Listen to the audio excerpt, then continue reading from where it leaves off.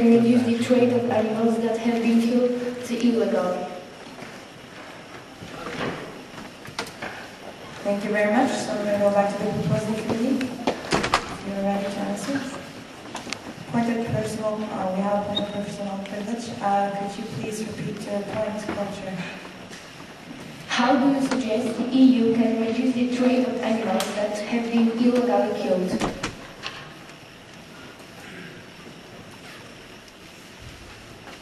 Okay, thank you very much. So we're going to go back to environment.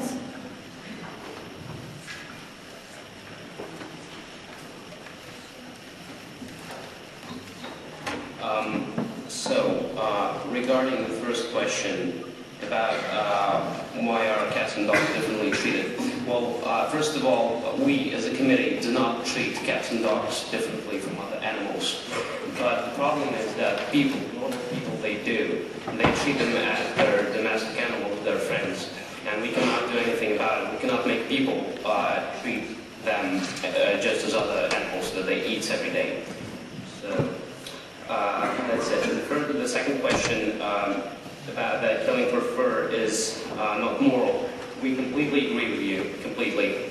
But the thing is, we thought about it, and if we ban natural fur completely, it will not be democratic at all. I mean, it's just going to be against democracy and human rights. What we're trying to do is we're trying to reduce the sales of natural fur. We're trying to slowly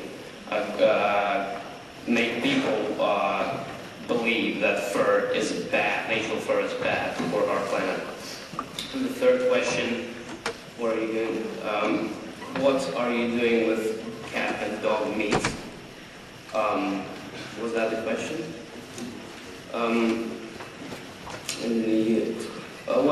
Cat and dog meat is banned in EU, so I don't know what we did about it. The trading. Well, there is the trading. I'm really sorry, I have to cut you off. Oh, really? We're going to come back to you. I'm sorry, the first question, I'm sorry. Don't worry, we'll come back. Okay, so we're going to take the next point from Africa. I'd like to draw this attention to clause 9. I'm a little confused by the use of the word eco-friendly here. Ways of treating fur products are more eco-friendly. Since when has killing animals in general been eco-friendly? It doesn't quite make sense for me. Could you explain that, please? Thank you very much. I see a lot of placards in the air. I would like to ask all committees to participate. I know that you're tired again, but yes. We're going to move on and take a point from Liebe. Thank you, Your Excellency. In points 6 and 7, the proposal committee insists on the measures which must reduce the amounts of fur which will be produced in the next years. These measures are the prohibition of the establishment of new farms and the percentage decrease in the number of animals killed per farm. So I wonder which results will it bring us to, and how you think will it bring us to a situation in the circumstances in which fur farming and fur import could be abolished. Thank you. Thank you very much. So we're going to take the next point from the Puppy Committee, after 2. Regards to clause 6 again, you're not against fur production, why are you against establishing new fur farms? What's the difference with me?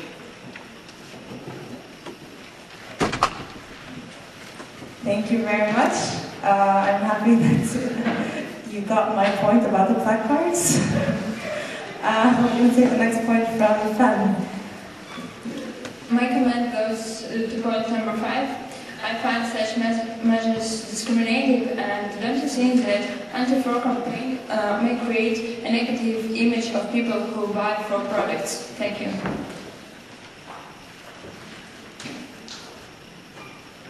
Thank you very much. We're going to take one more point before going back to environment, and that's coming from development. Okay, so in clause 2, it looks like you're regulating and proposing conditions on the killing of forest that are close by, you are supporting anti-fur campaign. So what is your point? What is your solution? I mean, do you want to completely abolish the fur campaigning and animal killing for getting fur, or are you just pushing a gradual decrease in fur production? Thank you. Thank you very much. So we'll go back to the proposing committee if you're ready to answer the second round.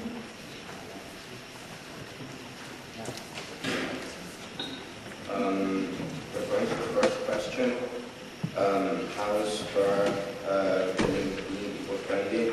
Basically, when animals are skinned, the coats are treated with many hazardous chemicals that impact the environment, and we try to stop this because it not only diminishes us as humans, but also it destroys the world that we live in.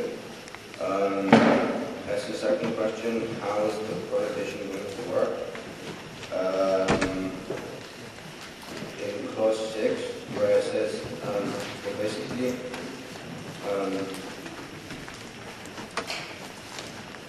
we try to reduce the number of animals being killed in each kind of farm, yet by a 100% throughout the world is wherever we can.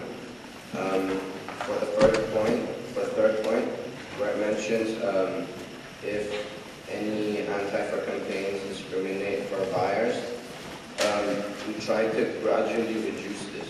So we don't ban it completely, but we try to reduce it to the minimal amount of fur being traded around the world. And as for the last question, do you want to abolish fur farming?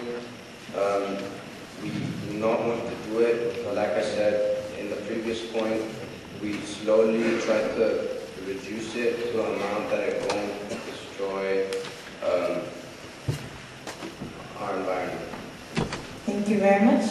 Environment. Okay, so moving on to the third round. We're going to take the first point from Ika. Welcome to the debate. Please answer me why didn't you mention the taxation system as a method to influence on fur farming and fur import? Thank you very much. Okay, moving on. Oh, sorry, we have a point of privilege. Would you please repeat your points? Why didn't you mention the taxation system as a method to influence on fur farming and fur import? Thank you very much. Alison?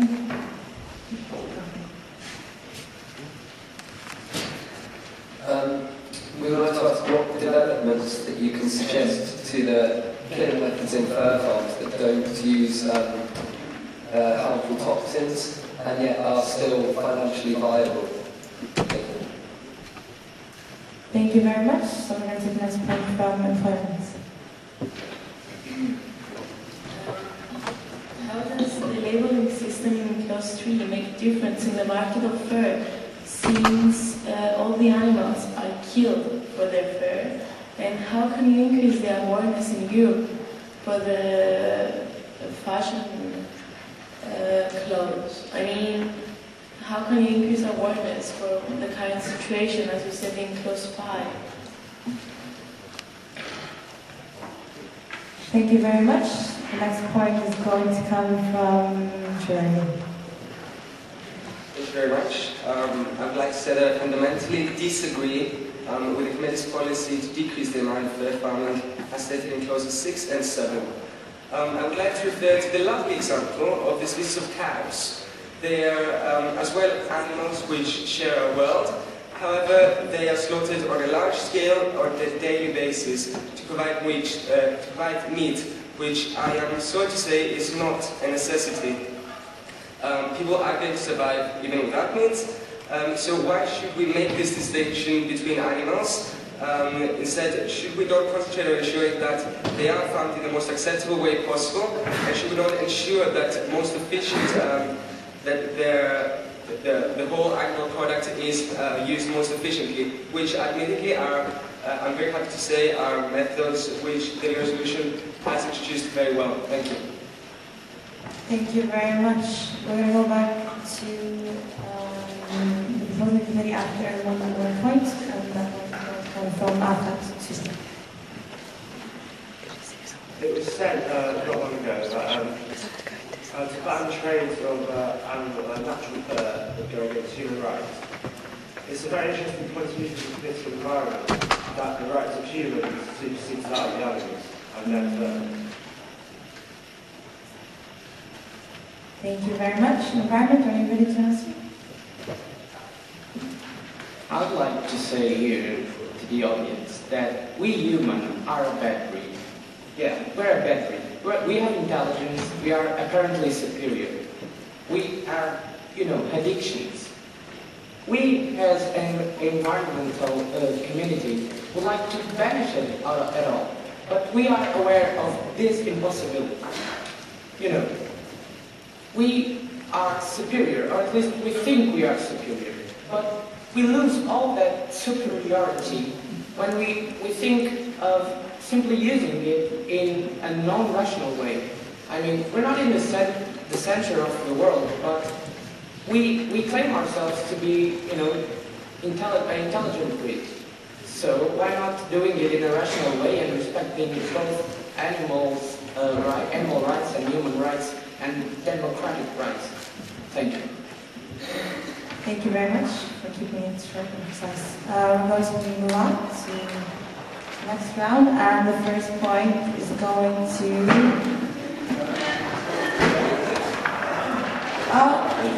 we have a direct response. After one, you were recognized.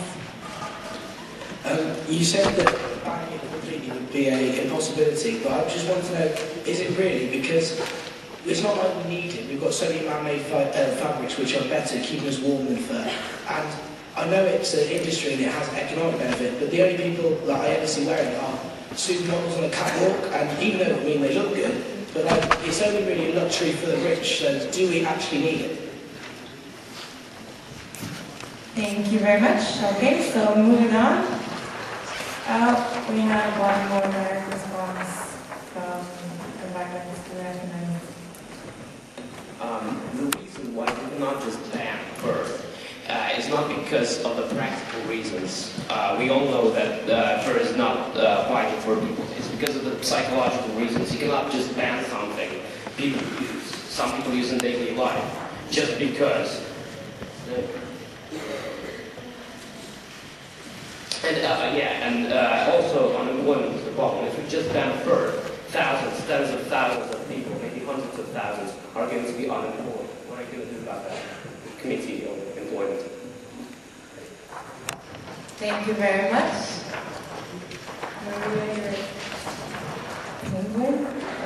That's the nicest compliment I got. Thank you. Okay, so we're going to take a point. We have a direct response. So, in humanity as a whole terms, the reason you didn't suggest the immediate termination of fur commercialization in Europe is because our necessity for some specific kind of growth? No, you already answered that. But the thing is, there are very valuable alternatives, and the only reason we are not accepting them is because we are selfish and innocent, not because we want our rights to be preserved, as you said in the beginning. Radical changes always seem very hard to the short side, but they are needed. Thank you very much. Okay, if we don't have any more live responses,